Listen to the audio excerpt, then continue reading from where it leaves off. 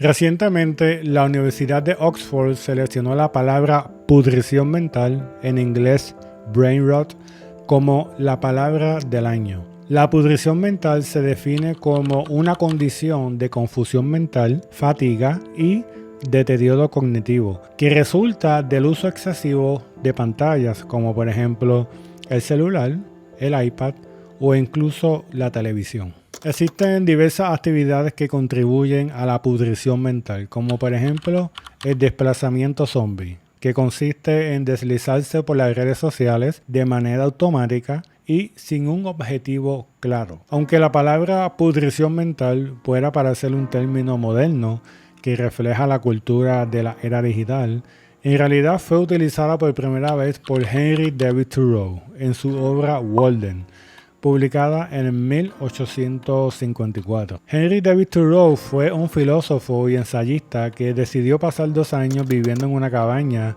en un bosque en Massachusetts, con el fin de llevar una vida simple, sin distracciones y autónoma. En el libro él critica tanto la búsqueda de la felicidad por medio de posesiones materiales y también critica la pereza intelectual que ya prevalecía en el siglo XIX. Así que es en Walden, en su libro, donde él presenta por primera vez el término pudrición mental.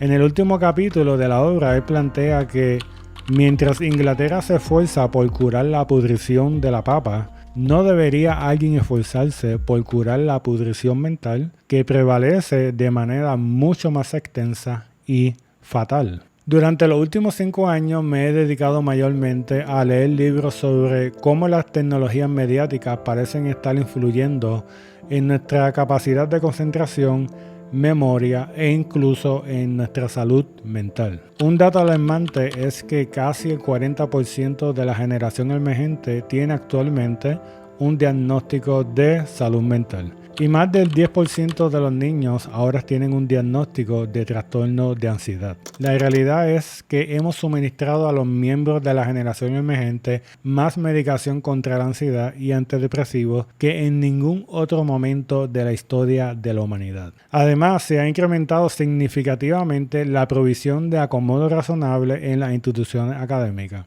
Por ejemplo, en la Universidad de Texas, el número de estudiantes que se registraron para recibir acomodo razonable aumentó de 867 para el 2010 a 2.840 en el 2020. Lo que podemos aprender de esta literatura es que la evidencia cada vez más sugiere que el uso excesivo de dispositivos y plataformas digitales sin ninguna regulación podría resultar tan perjudicial en el futuro como lo es el consumo del alcohol o el tabaquismo desde una edad temprana. Sin embargo, como estos estudios son relativamente recientes debido a la corta historia de la tecnología digital, aún no hemos llegado al punto en el que aceptemos plenamente su impacto negativo. Para ponerlo en perspectiva, uno de los estudios más recientes que demostraba que fumar cigarrillos causaba cáncer de pulmón se publicó en el 1954, pero no fue hasta el 1965 que se estableció la Ley de Control de Tabaco. Esta ley fue la que requería que los paquetes de cigarrillos incluyeran advertencias sobre los riesgos para la salud relacionados con el consumo del tabaco. Así que, aunque existía la evidencia, tomó más de 10 años en reconocer que fumar incrementaba significativamente